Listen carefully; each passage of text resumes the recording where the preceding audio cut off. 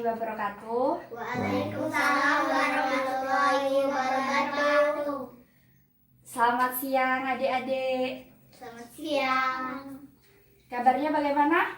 Baik. Alhamdulillah. Baiklah, di sini Mbak akan bercerita tentang Nabi Nuh. Ada yang tahu tentang Nabi Nuh? Pernah dengar nggak? Nggak pernah? Oke, di sini Mbak akan cerita tentang kisah Nabi Nuh.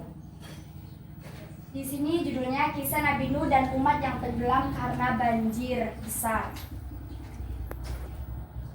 Nabi Nuh adalah nabi ketiga yang patut diimani setelah Nabi Adam alaihissalam dan Nabi Idris alaihissalam. Nabi Nuh merupakan keturunan ke-9 dari Nabi Adam. Nama Nuh berasal dari bahasa Syria yang berarti bersyukur.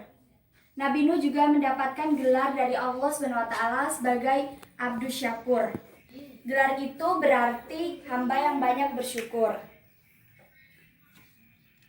Nabi Nuh juga masuk dalam Rasul Ulul Azmi, yaitu Rasul dengan ketabahan dan keteguhan hati yang luar biasa.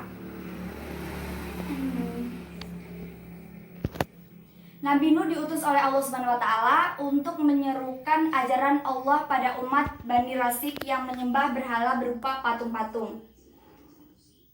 Kezaliman di masa itu juga tengah meningkat pesat.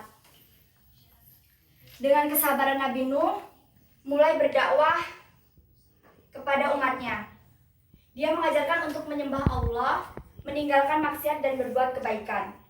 Namun bukannya menurut kaum Nabi Adam, malah mencaci maki dan tidak percaya kepada Nabi Nuh.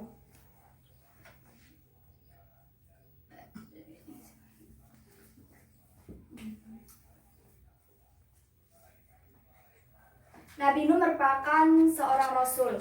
Pada zaman itu Bani Rasib bahkan tak percaya pada Nabi Nuh kalau Nabi Nuh adalah rasul. Para pengikut Nabi Nuh alaihissalam tersebut terdiri dari orang-orang miskin dan orang lemah. Tapi Nabi Nuh tak pernah patah semangat. Dia tetap semangat dan tetap melanjutkan dakwah meski menerima banyak celaan. Setiap kali Nabi Nuh berdakwah, mereka justru memasukkan anak jarinya ke telinga dan menutup wajahnya dan dengan pakaian tanda penolakan.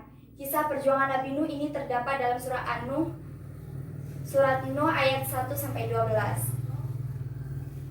Pengikut Nabi Nuh bahkan sampai diusir oleh penguasa dan orang-orang kaya di masa itu. Kaum Nabi Nuh juga menantang Nuh untuk mendatangkan azab yang selalu disampaikan oleh Nuh.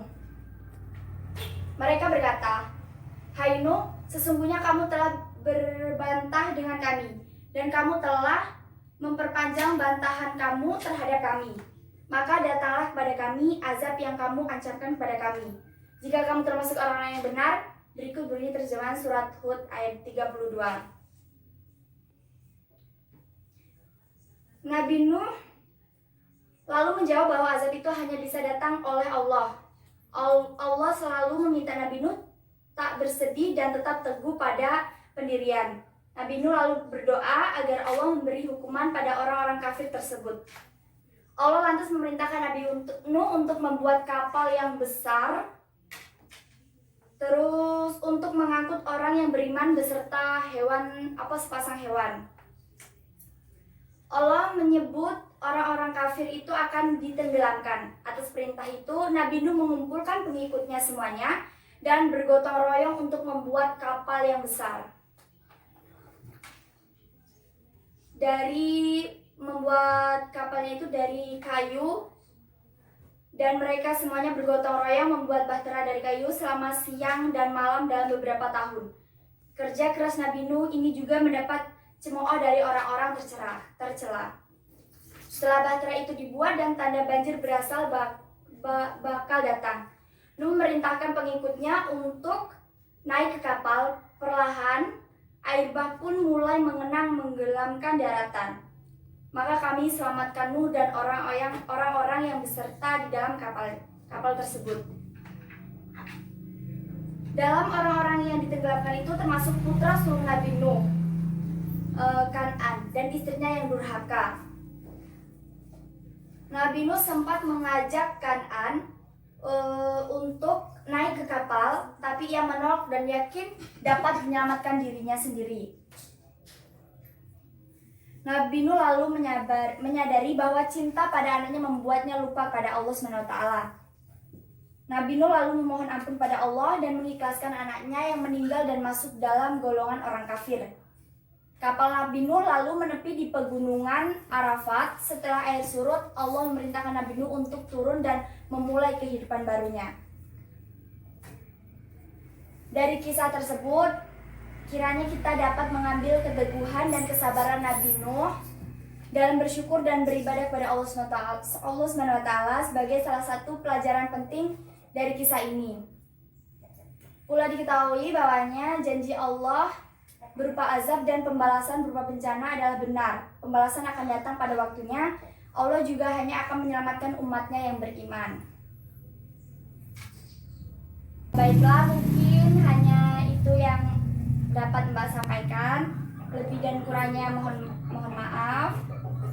Semoga bermanfaat. Mbak akhiri. Wassalamualaikum warahmatullahi wabarakatuh. Waalaikumsalam warahmatullahi wabarakatuh.